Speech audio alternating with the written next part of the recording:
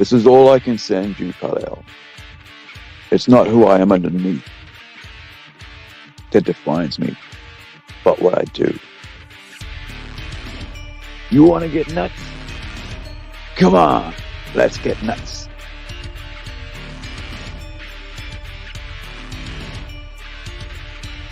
Just because someone stumbles and loses their path doesn't mean they're lost forever.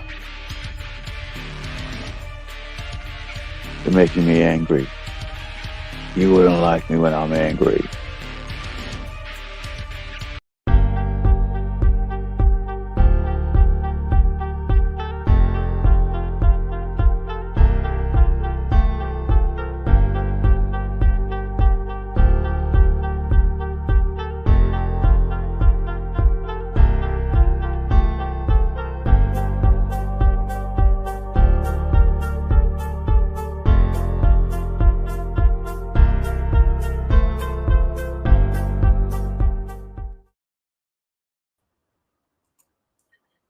Good evening, guys. Welcome to Comics and Ramblings with Aru. Today, we're going to do a bit of a, supplemental thing, a whole bunch of different things, such as talking about comics itself, talking about what's been going on, what I've been buying comic-wise, and also, promote a bit of our latest comic book here, which is this one here, Robot Nations. So if you're able to, please grab a comic, grab a digital version of Robot Nation Volume 1, Number 1. We are saying it's a mature series because there's going to be mature content in the future series, and we don't want to have people coming on and buying one and then buying the next one, realizing it's got, bit of mature content. However, I really appreciate if you guys can jump over to Raceswapping Comics and grab a copy. It's only $2.99 US, so that's around about $5 New Zealand. That's very cheap, and of course you don't have to pay for postage. You don't have to worry about when you're going to get it. You buy it, it's yours. It gets delivered to you, however the process is there. I just want to thank you for everybody who has bought a copy of this, because it really helps us figure out the interest in the book, but also to provide funds for the people who are creating it. Now we've got 3 people creating this awesome book, working on the art. We've got Francisco Conti, who's an Italian artist, amazing artist. If you just look at the cover, you can see that there's so much care and passion put into the work, and that's something that I really like about this work. Between the two of us working on this comic book, there's so much passion and so much creativity brought into this comic book. So please, grab a comic book. It's only $2.99. You're not going to be disappointed. This one's kind of like a teenage, like a PG plus kind of thing. It's got some, it got some gruesome scenes, but there's no sexual content or anything like that. But please, help us out, grab a copy, because we're about to, start work on the second issue, which is about a lady named Ruth, and it's called Fang and Fur.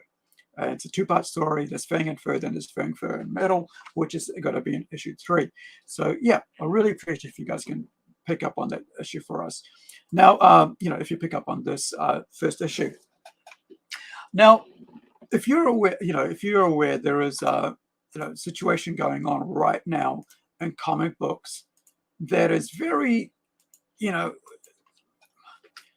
where there is a situation where professional people, right, like Mike Miller and Rob Liefeld and some others, right, who have been on the side of fans for a long time, 4 years, for as I know, 2014 for me, 2015. So in about another 2 years, it'll be 10 years since I saw the dismal behavior in the comic writing scene, in the art, and in the mainstream comics, especially Marvel and DC. It got so bad that you couldn't even sell a comic for 50% off the shelf, right? 2015 is the year, I saw that that comics just wasn't where it used to be in the past. Just a year, it just took 6 months, basically, I'd say, where it went from being really exciting to being really dismal. So, right, yesterday, I was meaning to watch this, didn't get around to it. I've been having difficulty with my sleep habits because I was sick all week and it's thrown everything out the window, health wise. So, yesterday, you know, Mark Miller on his website, on his Just introduce YouTube you all, channel, you know, just for the put up the this start of this. I was going to do it as a live stream, interview that he was going and to then I like thought I'm going to bugger that up. that he was going to, you know, he was going to introduce 3 professional franchisee comic creators, comic store owners, retailers, right? Some of them's got 10, some of them's got 15, someone's got 8 stores, right? Some are new, some have been there for about 20, 30 years. So you, I'll give you a link to this so you can watch this later. But to be honest, it's an hour-long interview, and you know, I wanted to watch it first before I actually went and talked about it. But I just want you guys to know that it's out here, and so that you guys can go and see it for your own time. But I am going to, you know, so this is the name of it, right? It's episode 21, and it's, you know, Comic Retailer Roundtable, right? Because I'm a former comic shop owner, right? I think around about 18 months or something that I had my shop open for. I learned a lot on the on what was going to work and what wasn't working, and what I should have done going in. Because as a person who's a you know, who's a comic fan, right? Who's for 35 years has been a comic fan, right? The situation where you finally realize that comics has let you down. The very things that you found exciting and interesting in that genre, and that, you know, superhero genre, which is what, you know, mainstream comics is all about. Marvel and DC, it's all superheroes, right? Superpowers. And as someone who's writes superpowered comics as well, like with Incredible, right? I you know, I understand and I enjoy the genre myself, you know, and I think it's a great thing to have, if you know, if it's something, you know, that if you that's something that people can enjoy, right? So when we put out Incredible, I was, you know, it was like I wanted to put out this first comic book that was, you know, superheroic, because for, you know, at that time, probably about 25 years, I had been, you know, a proud card-carrying member of the comic book fan club, reader, collector, right? Merchandise, you know, merchandise owner, right? T-shirts, magazines, toys, the whole shebang, books, graphic novels. But the situation has got to a point where now we're noticing that that there is a warfare going between what people are calling the cancel pegs, people who have like twisted their hands around the necks of legendary, iconic creators, right? And those who have just come out of high school, or like college, right? You guys call it in America college. Here in New Zealand, we call it university, right? It's the same thing, but just called different things. However, it's the same age. Like you get out of high school, you go to university, right? Here. You get out of high school, you go to college in America. Same thing, right? So just different names. So the last 10 years, we've seen a whole bunch of people complaining and moaning to get into amazing jobs in the big 2.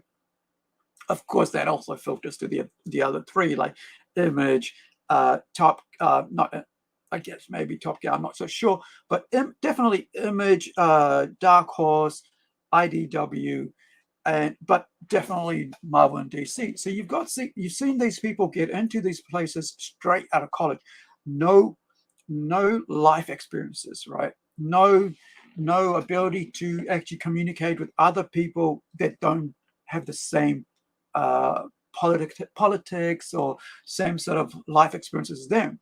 So you've got people who've just come out of school, straight out of college, university, and straight into comic books, no experiences. So they come out and they start talking, writing stories that are them about having coffee with their friends, talking over, basically cafe scenes and all this stuff. But there's no heroics.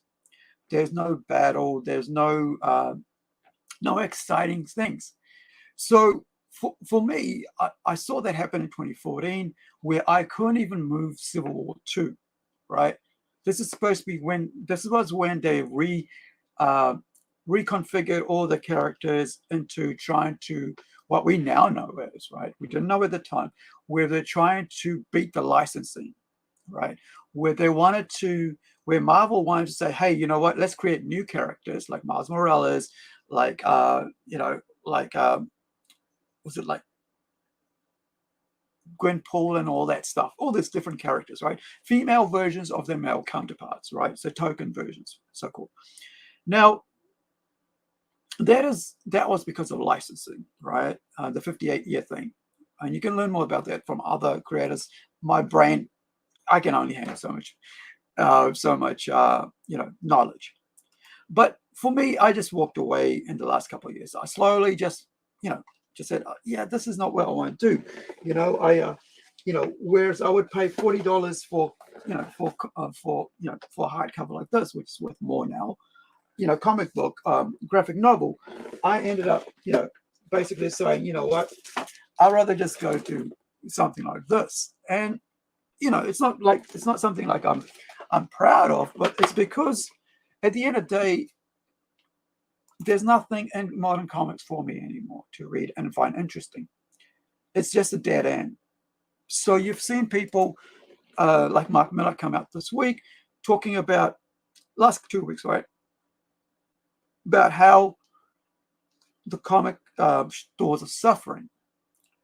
I've seen other stores around New Zealand who have stopped buying new comics and have actually, have decided to go into like back orders, right? Like graphic novels and back issues. I've spent quite a lot of money on back issues over the last couple of years because I know there's good stories, plus there are ones that I've missed out on, or ones that I've lost in the fire. So I've started collecting, Hellblazer series that I love. That's 300 issues, man. When am I going to get 300 issues altogether, right?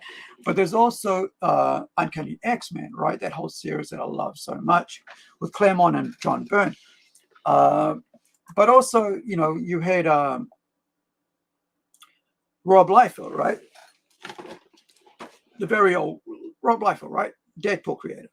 People coming out and attacking him because he's also realizing that these cancel pigs, right?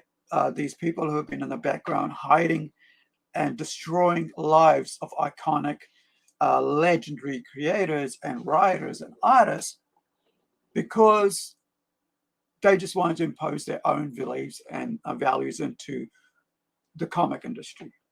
And they did that by whining, and they did that by attacking and abusing fans and abusing and attacking creators. So all these writers, comic pros, they wanted to say, hey, look, we don't want anything to do with all this woke crap, right? This what the white version of woke, right? Not the black version, the white version of woke, right?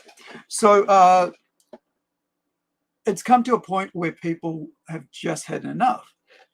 And so like people like myself are walking away, right? Decades old fans like myself are walking away and saying, you know what? I'd rather go to indies and read manga than waste another buck or two on friggin' another modernized version of Batman story.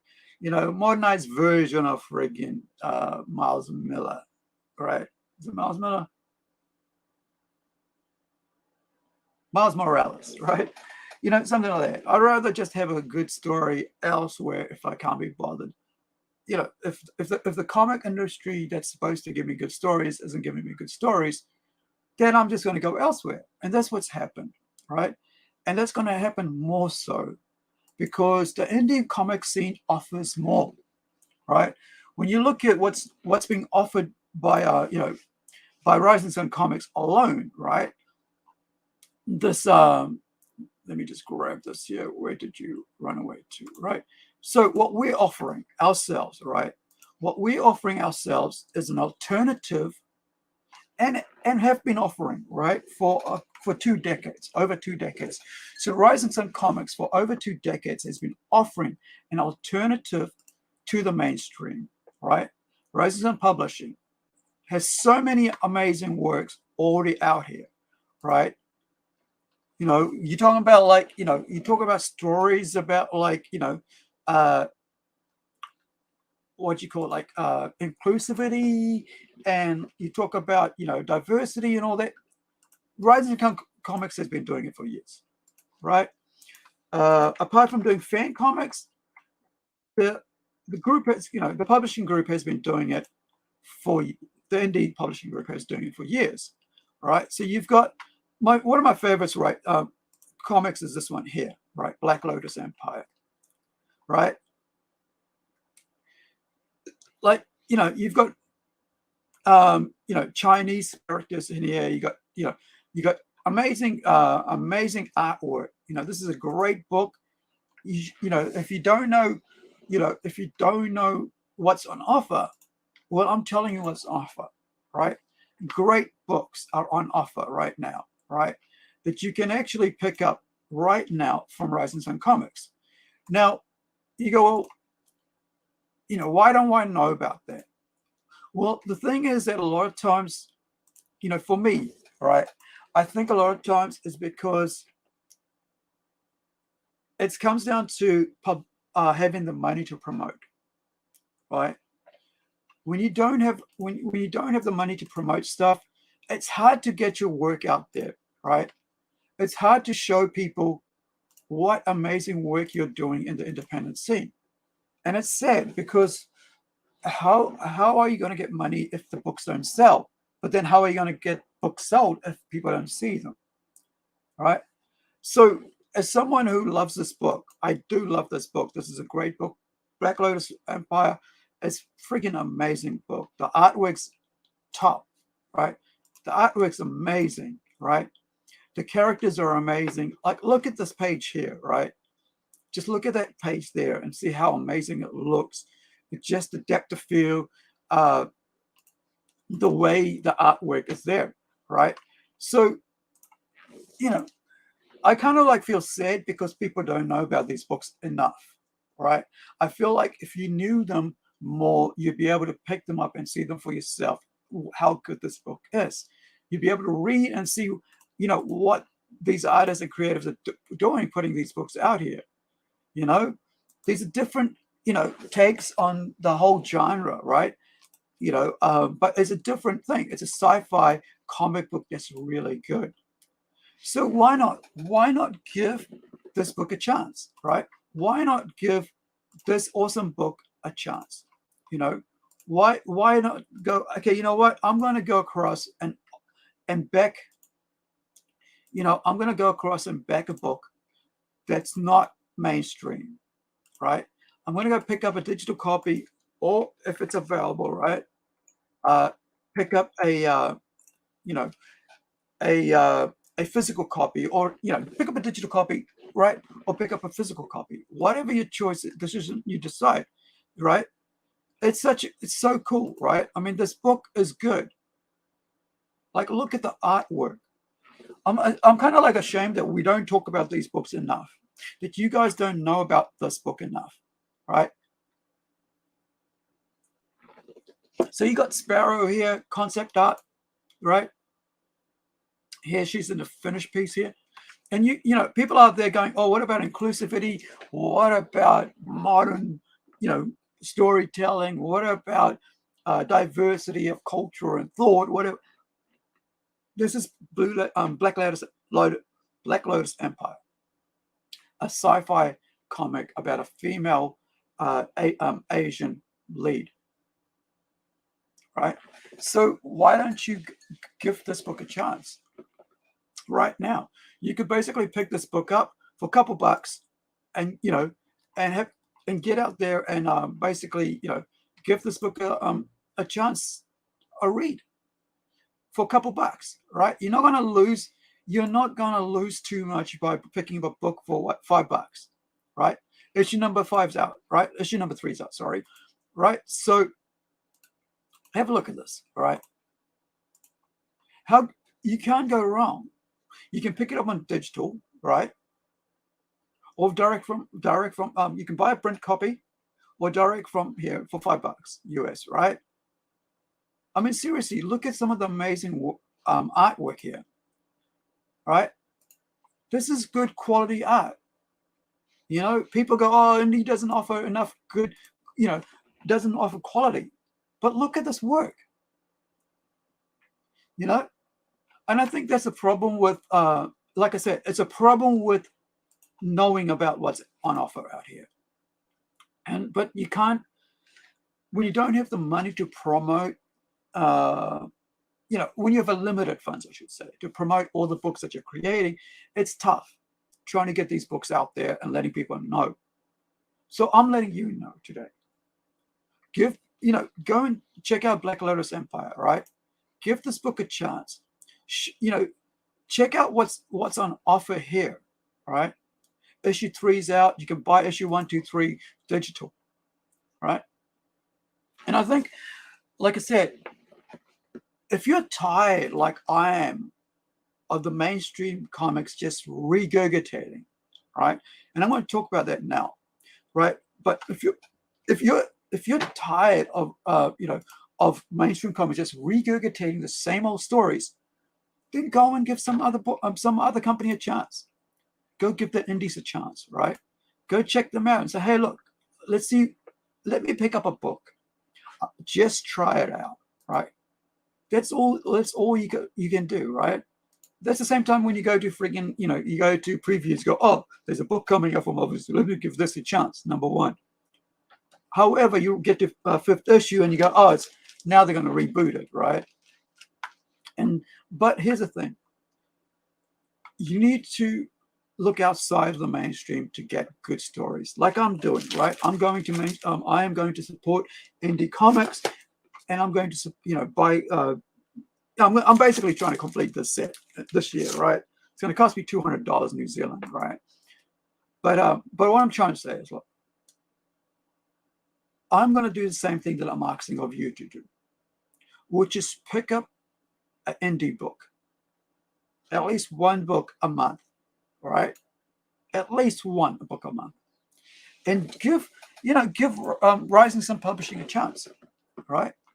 Because that's going to help me as well. Because it's going to bring your eyes to my books, right? It's going to help you see what I have got going on, right? Because then you're supporting me, like this Robot Nation #1, right? Volume 1, #1. You're supporting me as well if you support the other book. And there's the thing about being part of something like indie publisher, because I want to see them support me, and I want to see myself supporting them. There's so many amazing books out here that is on offer at risingsunpublishing.com, right? Go check it out, right? Give them a chance. Everybody's talking about Joe and stuff over at Image Comics. There is Fang Comics over here at Rising Sun Comics, right? Indie publisher. There's Destroyer. All these freaking amazing books are already out here. Go give these independent, little company imprints out here a chance. Small press, right? Right. So next up, I want to talk about Ian Gibson. I think let's talk about Ian Gibson, right? For those of you who don't know, Ian Gibson passed away. And, for me, the news came out 11th. I'm not sure if that's the exact day that he passed away. But here's the thing. Ian Gibson and Zart and I go way back, right? So this is Robo Hunter. Whoops. Right? This is the first thing that comes to mind when I think about Ian Gibson. Of course, he's worked on so many other books, but you can see his. Right, let me just. There you go. That's his name there, right? Art Robot, right?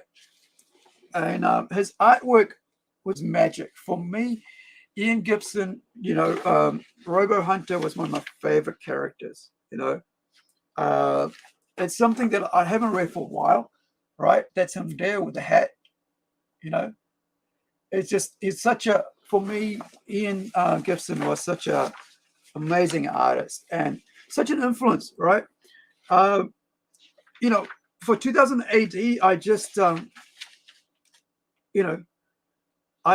I grew up on this because that was my sort of like my first introduction to non-Garfield, non-Tintin and Asterix comic books, right? Or Goofy, right? Which is my first introduction to comic books, was Goofy and stuff, and Tintins and Asterix.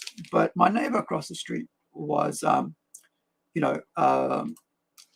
was a huge 2000 AD fan. He used to get them weekly, and we, we'd have our own little club, right? ABC Warriors from the comic book there of the same title, ABC Warriors. Now, let's talk a bit about Ian Gibson, right? Who was he? Let me just take a break here for a drink. Right. 1946 to 1923, right? Everybody, here, this is Rebellion from 2008 AD. They're the guys who published 2000 AD and all the imprints that own the license to, 2000 AD and stuff. Everyone in Rebellion is deeply saddened to hear of the death of artist Ian Gibson. So he was 80 to 73. Man. A renowned writer and artist with a career spanning half a century. That's 50 friggin' years, guys. 50 years writing comics and art, drawing, illustrating. 50 years, half a century. Right? A renowned artist, writer and artist with a career spanning half a century, he was responsible for the art of some of 2080's most distinctive and iconic stories, including The Ballad of Halo Jones. I love Halo Jones. With Alan Moore. I read every single issue. And of course, Robo Hunter with John Wagner and Alan Grant. But of course, they forgot to mention there was Glover. I think that's the creation of that, but people have created that. But T.B. Grover, right, was also writing on that one. Whether under his pen names, Umberto and Cute Work, or his own, Gibson's art is immediately recognizable as at ease in portraying dynamic action. Let me just bring them up a bit. I'm having trouble seeing some of this stuff. Right, here we go. Right. As it is in portraying dynamic action as it is chronicling character, as comfortable with goofball comedy as with moving pathos. His endless inventive imagination could craft whole worlds that seemed lived in and real, yet fantastic and wondrous, from the mean streets of Mega City 1 and the robot world of Verdos to the planets on Halo Jones' galaxy-spanning journey. Now, when I talk about my work on robot nations and stuff like that, and what I'm trying to do with that, I'm just trying to robot-centric stories with AI, with robots, and all that stuff, right? Sci-fi, futuristic, future-centric stories, right? This is where my inspiration for that comes from, right? From writers like and artists like Ian Gibson and John Wagner, right? All these amazing people. And so I find, for me, it's a loss, right? It's a great loss to the comic industry, but to think of it, half a century of his life, he gave so much to all of us, right? Out here in the colonies, right, as we like to say, British colonies, where we were able to live through these stories into the future amazing worlds of Halo Jones, of Robo Hunter, all these amazing stuff, and just being able to, do this stuff. I mean, talking about Robo Hunter, I've got a story coming up, which is the Trenton Robot Collection Agency, right? It's one of those stories, that's upcoming in the future, Robot Nation book. The whole, as a writer, as a reader, as a fan, when you have people who dedicate their lives to this art form, and it is an art form, it is in skill, it is amazing to see all their body of work through those 50 years. It's it's inspiration to someone like me, new to the scene. Even though I've been trying, I've been working at this since like 2007, right? But finally being able to be matched up with amazing artists to do, put out great comic books like Robot Nation, right? Ourselves. But it is also sad to lose someone of such amazing talent. But nothing lasts forever, and there's a sad part of, having lost someone with this much talent. I mean, seriously, this is Halo Jones, it's just, you can see his art style straight away, right? That's Ian Gibson, because of the way that Halo here looks, her lips, her hair, curvature, her face, right? Her chin. You look at the costume underneath, you can straight away tell this is one of Gibson's, right? You can see here, right? You can see here, right? Where you can see the look of the way her hairline, the way the arrow, the arrow, sorry, the the motion lines of the hair, whatever they call it. I'm not really good at describing stuff like this, right? But just amazing, the art style, you can really tell it's Ian straight away, right? Because even the clothing, the way he does the clothing looks, has a particular look for him, right? And here you've got something that's totally different, it looks so different, and he's totally changed. It looks a bit more rugged, and it's quite different to, this has to be one of the older ones, right? But as a robot artist, he and these are fantastical worlds. He was so good at it, and this is why I love working with Francisco Conti, right? This is why I love working with someone like Francisco on the books that we do, right? When you look at where are we here?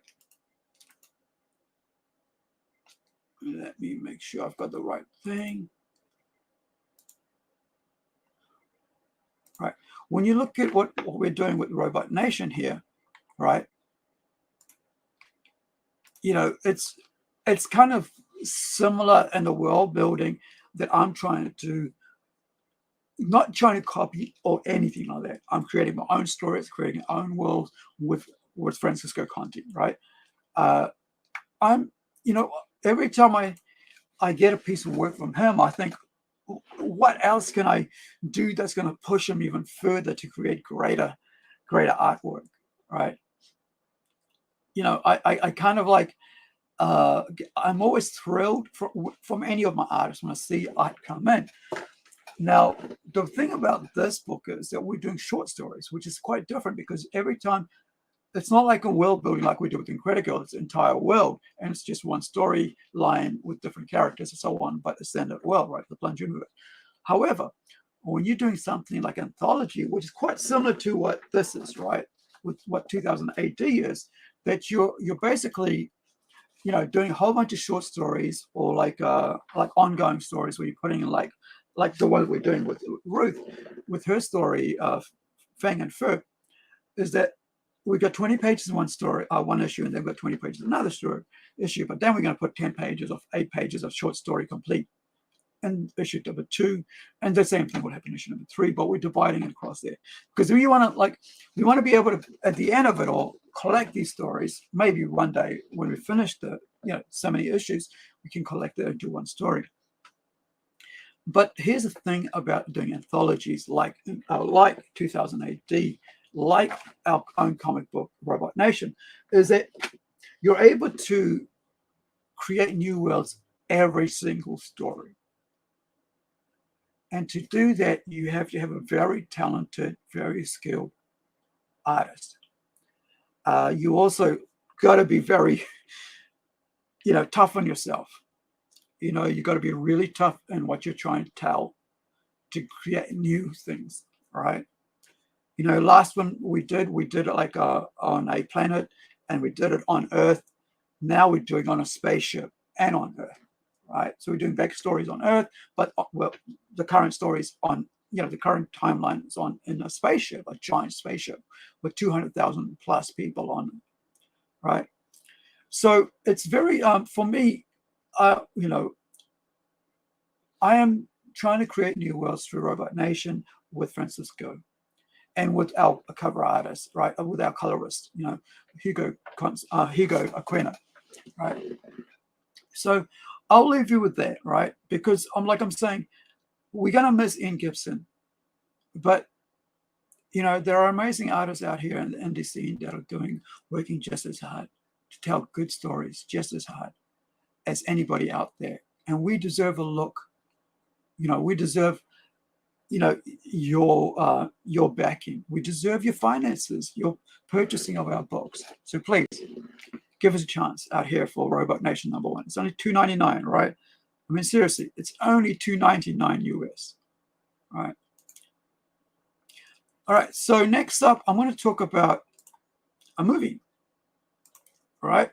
A TV series. So recently, let me just grab the right one. Right. So, Cosmic Book News is, saying that there's going to, there's a chance of Marvel developing an Inhumans anime series with Vin Diesel. Now, we looked at the other week with the whole Suicide Squad isekai, right? Suicide Squad isekai, right? Basically going down the road of, hey, we're having trouble, getting these guys, people who are reading Chainsaw Man to read our comic books. We're losing money to them. So you know what? Let's go to Japan and go, hey, why don't you guys with all these, because you guys are winning, right? You guys are kicking our butt. How about we hire you to write and create anime based off our Western characters, of our superheroes, right? Our villains. So, looks like DC's doing it. Obviously, it's going to be out in 2024. That's a given. They've already put the teasers out, right? However, now we're finding out they were going to do a Marvel's getting on board that as well, right? Marvel developing Inhumans anime series with Vin Diesel. Follows a surprising news about the Black Panther spin-off animated series, right? So that rumored Inhumans reboot at the MCU featuring Vin Diesel may be happening on Disney Plus as new leaks offer up the details. In addition to the surprise announcement, Eyes of Wakanda, never heard of it, first time I'm hearing of it. It is learned Marvel Studios is developing a new animated series about a group of ancient cosmic beings on Earth. This info comes from Scooper Daniel RPK, who recently said Pedro Pascal is starring the fantastic 4 movies of Reed Richards, which we already know as Mr. Fantastic, which is a stupid move, but hey, what do I care? I'm not going to be watching it anyway. The description of the untitled Marvel animated series offers anime is an influence on this show, and it will have a diverse group of leads, a clandestine group of ancient cosmic beings undercover on Earth are trying to protect the world without being discovered by humans. They find themselves entangled in the cosmic battle that could reshape the fate of the universe, right? So that's what he's saying here. Right.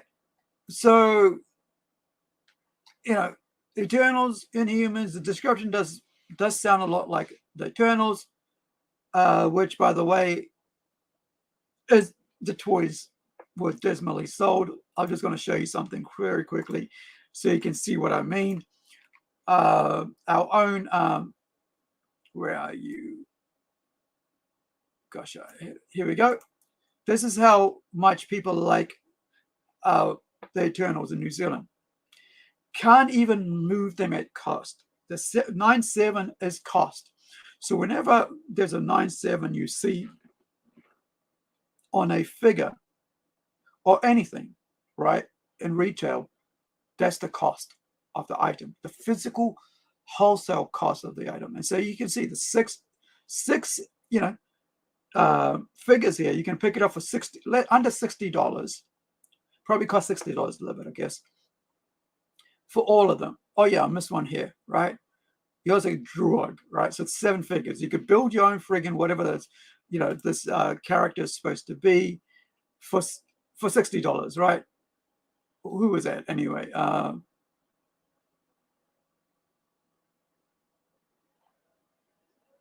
Who's that supposed to be? I don't know. Anyway, so as you can see, there is like nobody wants this thing. So Eternals really did not do good, right? At the movies, did not do good at the friggin', at the toy departments for Hasbro, right? And then also, now they're going to anime. So yeah, you can check out the rest of the article here, but it's kind of funny that Marvel and DC are running after anime, the very things that they shouldn't be doing. What they should be doing is concentrating on animated movies based off the comic books that are actually out there, right? I think this is where Marvel has failed for at least a decade now, right? They have had ample opportunities to course correct for a decade, and they just won't. And sadly, they'll continue going down that rabbit hole into dismal. I was going to say Disney, but it doesn't matter, all right? The thing is that nobody really cares anymore about these characters. And sadly, Marvel doesn't listen to the fan and course correct. And as long as Marvel doesn't listen and course correct, it'll get worse. You have people like myself who have been fans of these characters, these original iconic characters, walking away. All right. Now, let's have a look. What else is on the agenda today?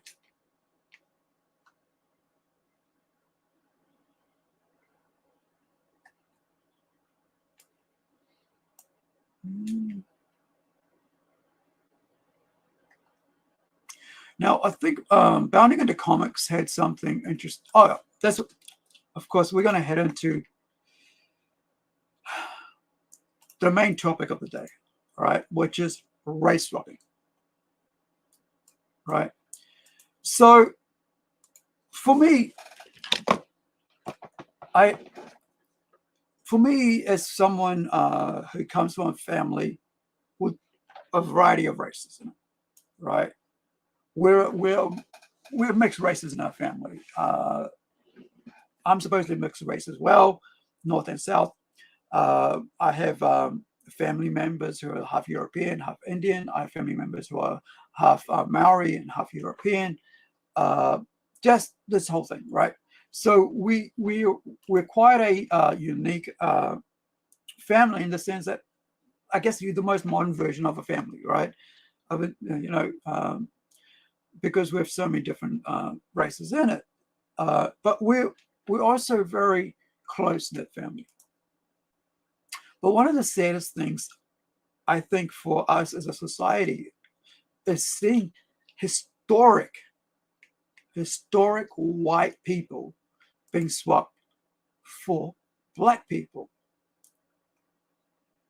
For me, I don't see it as a plus. I see it as a negative. The reason I see that as a negative is because what you're saying is that the history of those black people in their own culture is not as important until they are replacing white people as sloppy seconds. As disgusting as that word is, that's exactly what I feel this is here.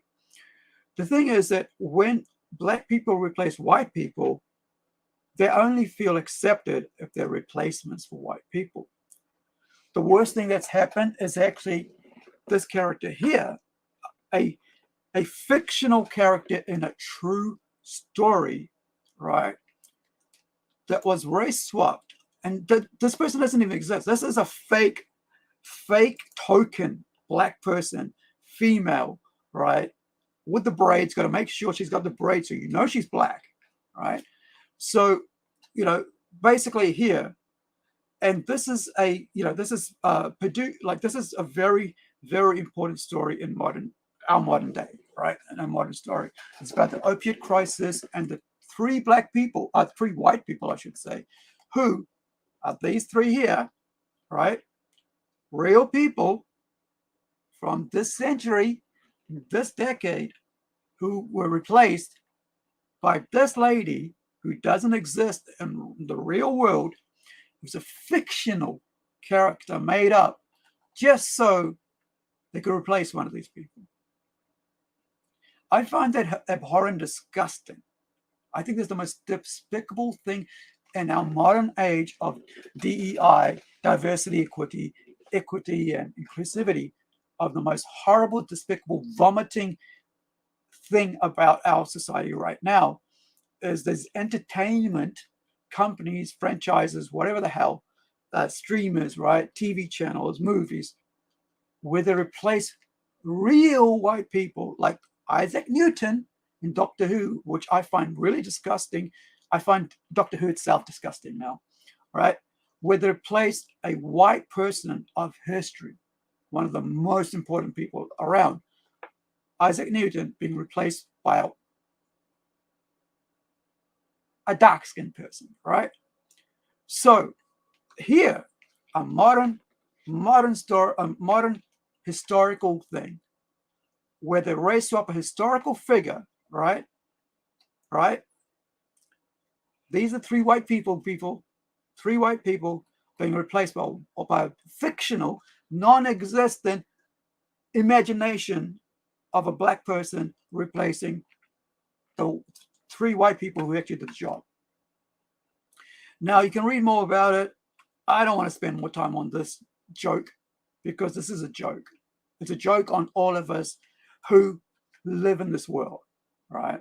Because it's despicable, it's disgusting, it's vomit material. It's like a dog vomiting up their food they had yesterday. That's how disgusting this is. Because you're replacing real people with fictional people, right? Same thing with Isaac Newton, right? It's just gross. And the other thing here, right? The other thing you've got here is this one here. Right, here's all the different characters that's been race swapped now, right? Lawrence Fishburne, right? He was swapped in the Hannibal, universe, right? The Silence of the Lambs. You've got Elana Bloom, right? Now the other one, let me just get down to what I want to read thing about here. Most of these people I don't even care about, but the Hannibal, series was pretty crazy, right? TV show. But that was in 2020, right? So that's a while back. Now, for me, I just think the silliness of it all, right? That they do this. I think it's just crazy. It's stupid. I think, and here's the thing. I think anybody who basically does these roles for money are debasing themselves. You know, it's like sometimes you got to do it for money, of course, because you want to, you want to, fulfill the job, right? You got to, because somebody else is gonna, you're responsible. If you do the job, somebody else will earn a living off that, right? And I've had to do that twice in the last couple of years, where I've had to accept things because it's going to help my other, the people that are working with me, my friends, it's going to help them. So I've accepted that. However, if I'm doing it for me, like if I'm accepting a job where I'm representing myself, I wouldn't do it. This is why I think Denzel Washington and this lady here previously I just mentioned, right, doing a fake character in a real world story, historical thing, is debasing themselves. Because at the end of the day, all they're doing is saying, I only matter. My people only matter. My race only matters if I replace a white person.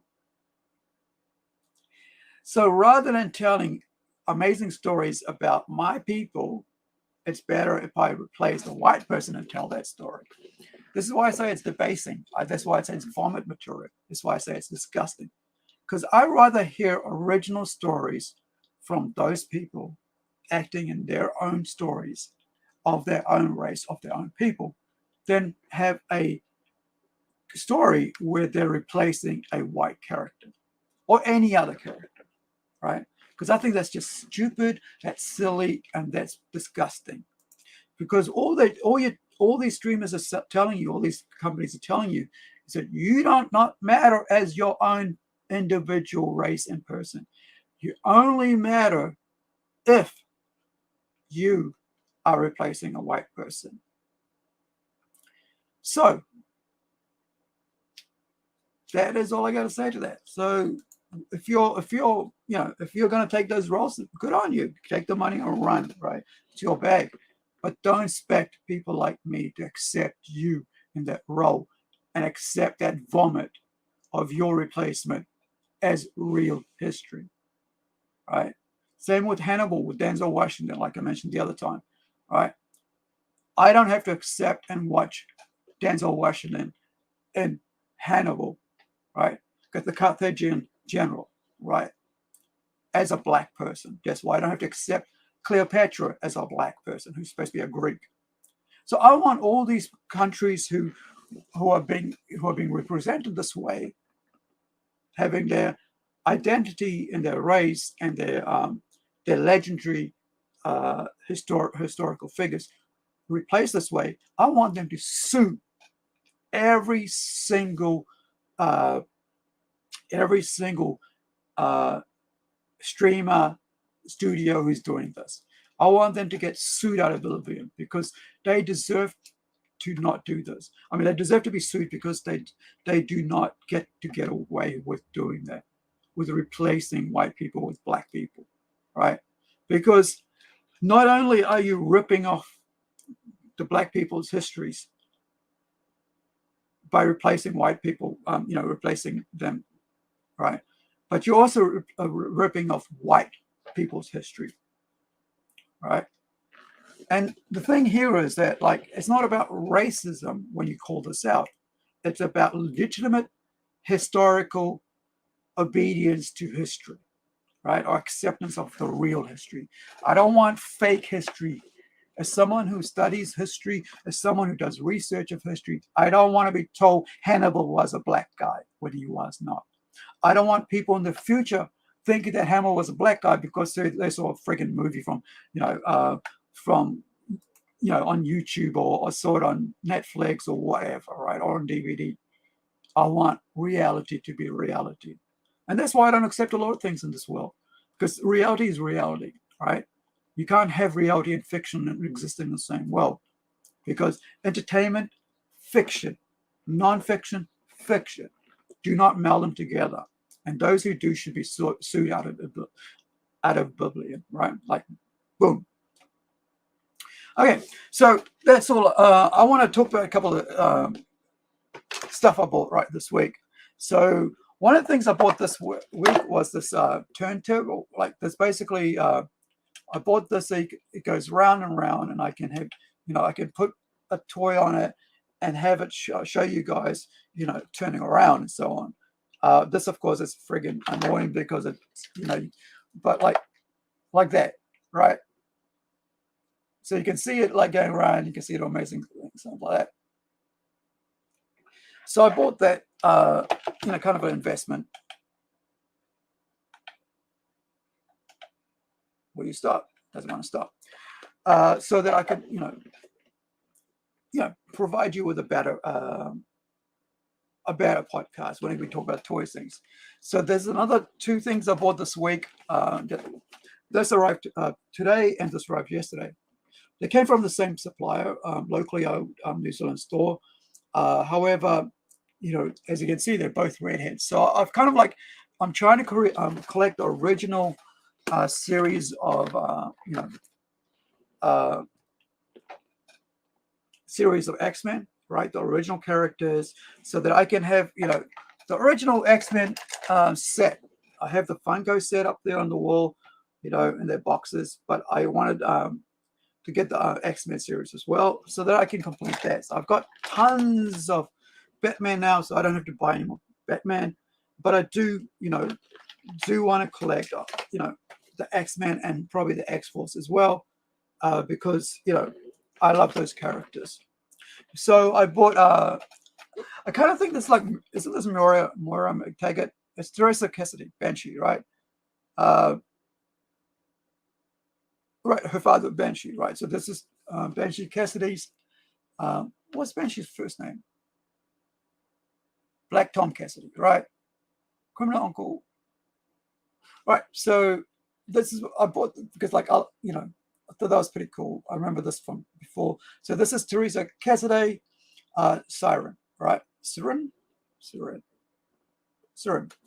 And as a redhead, I thought that's pretty cool. And of course, I got Marvel Girl, the original Marvel Girl, because Jennifer, Jean Grey, of course. Always loved Jean Grey. And I bought this one because red hair, right? As you know, my lead character in Creator Girl, of course, has red hair. So I'm buying a whole bunch of female characters with red hair. But of course, I'm also trying to complete my X-Men series. So thank you for joining me today. Hopefully, we'll open this in the new year and stuff. But the other thing about this is that I was let me see, that this, this character here, which is this one here. I want to see if I can complete it, but it's going to cost a bit, right? So, Bone Breaker, awesome character from the series that I love, the Aussie mutants. And let me just give me one sec here.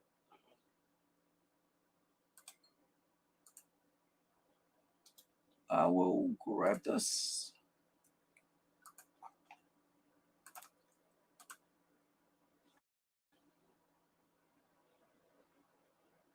Right.